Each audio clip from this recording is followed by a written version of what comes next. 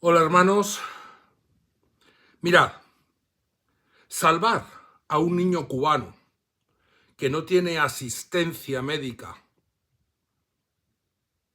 es una labor extraordinariamente positiva, es una labor alabable. Pero hacer un show en las redes cada vez que salvas a un niño ya es algo, a mi entender, mucho más criticable. Precisamente porque estás, al convertir en un show el salvamento del niño, poniendo al régimen en la idea que ellos pueden tener de creer, de pensar, de considerar que lo hacen como una cesión. Mientras que cuando haces este tipo de cosas en silencio, eres mucho más eficaz, aunque evidentemente te pierdes el show donde la gente entregada al Mesías o la Mesías alaban, agradecen, engrandecen la figura del Salvador. Luego repito, entendedme, salvar la vida de un niño es maravilloso. Convertir cada salvamento en un show es contraproducente y además, a mi entender, falto de ética. ¿Y por qué os cuento esto? Porque como los cubanos carecen en muchas ocasiones de información real, verídica, la suplantan por radiobemba o por las manipulaciones interesadas de cualquiera que abre las redes contando lo que cree que sabe, lo que le cuentan o lo que le interesa decir. Yo hace años, antes de que me expulsaran, iba con frecuencia a la iglesia católica de Santa Rita, en Quinta Avenida en La Habana. Sí, la misma donde en aquel entonces se acercaban las damas de blanco. Algunas entraban a la misa, otras no, y después desfilaban por Quinta con los gladiolos, creo. Todo esto era gracias a el párroco, José Félix. Cualquier dama de blanco sabe quién es José Félix. Bien, pues gracias a José Félix y sin show, las personas que con el tiempo me fueron conociendo, que sabían que yo formaba a altos cuadros, incluso en el Palacio de las Convenciones, me fueron o le fueron diciendo al párroco, a José Félix, los problemas que podían tener. Y uno de ellos, que era uno de los cuadros a su vez del aeropuerto José Martí, tenía un niño que necesitaba, un hijo que necesitaba un trasplante urgente. Y tenía incluso los papeles del MINSAP cubano y había logrado todo lo necesario en la isla para sacar al niño. Pero el problema estaba en acarrear con los gastos de trasladar al niño, en este caso a España, porque España destaca por su unidad de trasplantes. Es quizá el país más avanzado en el tema de trasplantes, donde más trasplantes se realizan, donde más donantes hay y donde más avanza la lista de personas que aguardan ser trasplantados. Y ahí es donde este cuadro del aeropuerto José Martí ya no tenía ninguna mano. Total, que me pidieron la ayuda a mí. Es muy difícil en España lograr saltarse la fila en la lista de pendientes de trasplante. Pedí ayudas,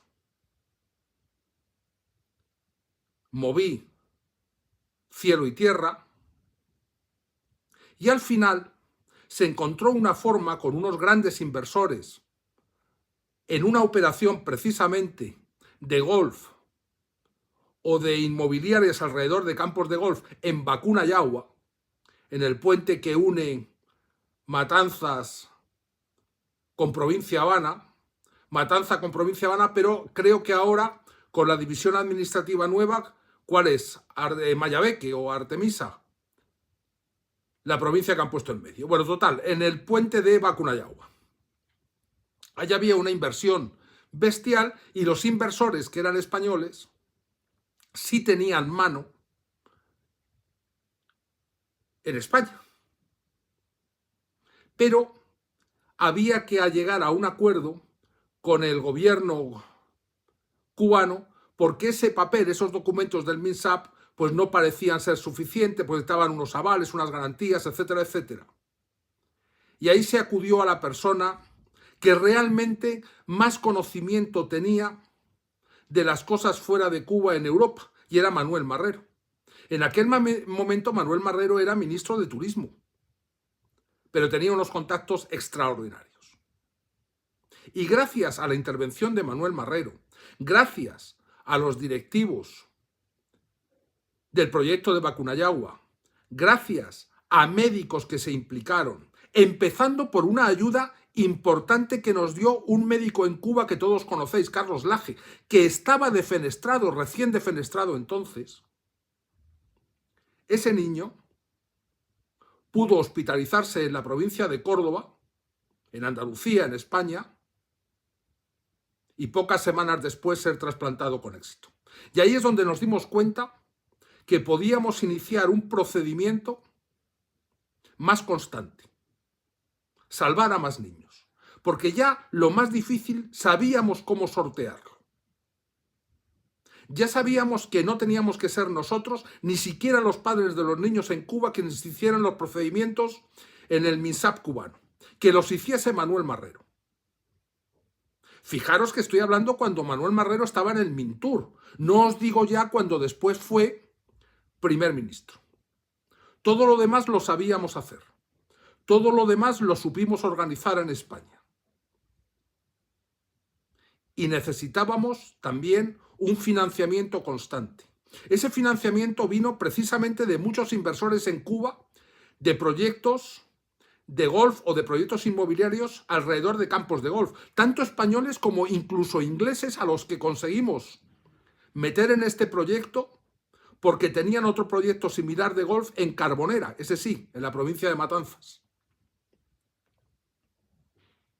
Pero después conseguimos también lograr un financiamiento continuado, y fue a través de quien nombró Trump, estoy hablando ya de tiempo después, presidente del Banco Interamericano de Desarrollo, Mauricio Claver Carone. Y el BID fue el que sacó una línea de financiamiento de todo este proyecto con intereses cero y a fondo perdido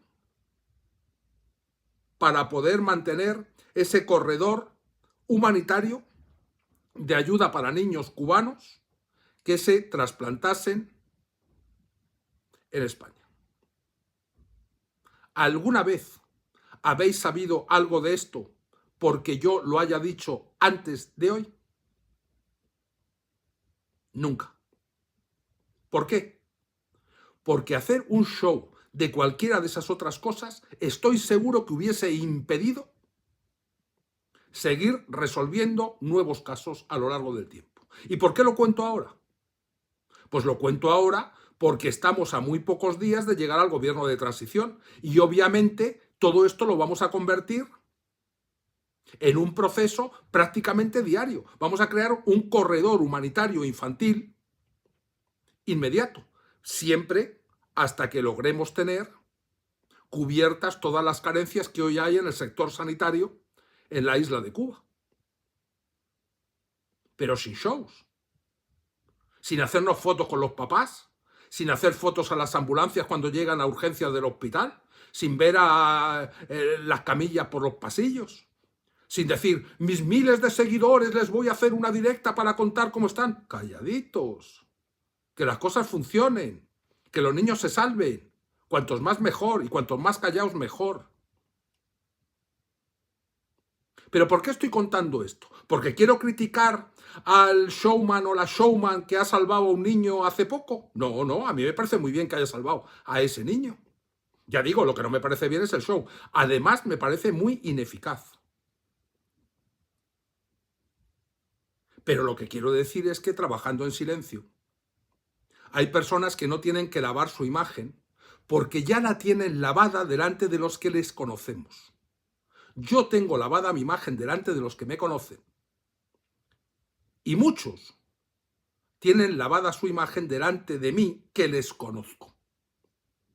Por eso cuando alguien critica que Manuel Marrero sea vicepresidente del gobierno de transición que estamos a punto de crear, es que no saben, no conocen quién es Manuel Marrero.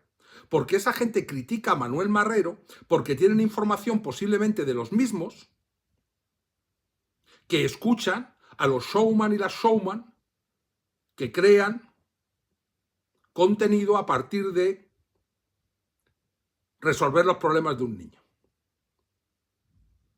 El marrero que yo conozco es el marrero que se mueve en ámbitos empresariales capitalistas con una fluidez, con una soltura extraordinarias, que tiene unos contactos prodigiosos y que cuando se le pide que intervenga en favores, los hace. Porque cuando él era ministro del Mintur, que es cuando comenzó, ya os digo, saltándose los protocolos del MINSAP y saltándose toda la estructura jerárquica superior a él, porque un ministro en Cuba no es tanto. Ya sabéis que el poder está en el Consejo de Estado y no en el Consejo de Ministros. Es un tipo que es una buena persona. Para mí es una buena persona. Para mí es digno de confianza. Y no quiero hablaros de otras personas que veréis junto a mí. Estoy hablando de Marino Murillo, estoy hablando de Carlos Laje, estoy hablando de Pérez Roque, estoy hablando de Robertico Robaina, estoy hablando de todos ellos, cómo se comportaron, cómo presionaron, cómo me ayudaron, cómo me avalaron cuando tuve el problema que tuve en la isla. Ahora, muchos me dicen, pero entonces, ¿cómo confías en ellos? Si el problema no es que yo confíe en ellos, que confío, es que ellos confían en mí. Y precisamente por eso puedo desarrollar un proyecto de transición, de cambio. Es que creo que algunos no entienden lo que es transición y lo que es un proceso de cambio, donde podemos convertir en normal lo anormal. Es decir, nosotros entendemos que los niños cubanos no tienen que excepcionalmente ser salvados de la garra de la muerte. Nosotros creemos que los niños cubanos tienen que tener una sanidad, tienen que tener una educación, tienen que tener unas prestaciones vitales, tienen que tener una alegría de vivir y tienen que tener unos papás felices, porque los papás felices transmiten felicidad a los niños. Es lo que más un niño agradece. Lo que no queremos es papás que empiecen a tomar porque no saben cómo enfrentarse a los problemas o porque no pueden enfrentarse a los problemas. Y entonces cuando toman, empiezan a saltar por las calles. Y entonces la gente dice, ¡ay, Cuba es una sociedad feliz porque todo el mundo va saltando por las calles! No, es una sociedad horrorosamente triste que se enfrenta a los problemas, muchos de ellos, de la única forma que pueden y les dejan, que es a base de un guarapo detrás de otro, tomando y tomando. Y los niños ven eso. Y los niños se enquistan en un proceso de infelicidad. Y además me atrevo a decir, porque médicos me lo han confirmado, que hasta eso es la base que después se somatiza y se convierte en iniciadora de procesos enfermizos.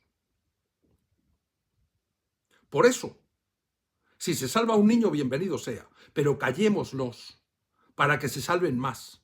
Y sobre todo,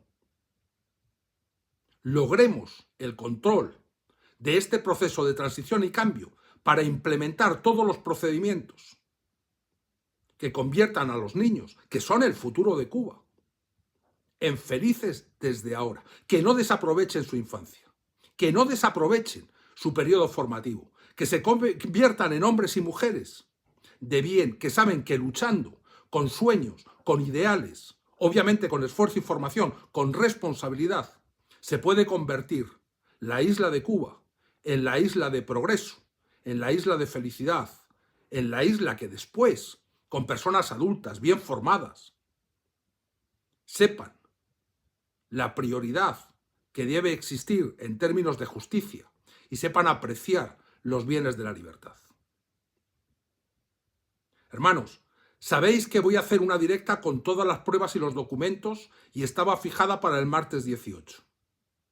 Va a ser el miércoles 19, a partir de las 4 de la tarde, hora local de El Salvador. Y va a ser el miércoles 19 porque van a estar conmigo presenciales, a mi lado en la directa, Manuel Marrero y Mauricio Claver Carone. El que me ayudó desde el régimen cubano y el que me ayudó desde el Banco Interamericano de Desarrollo como enviado del presidente Trump. Van a estar los dos conmigo en esa directa junto con todos los documentos.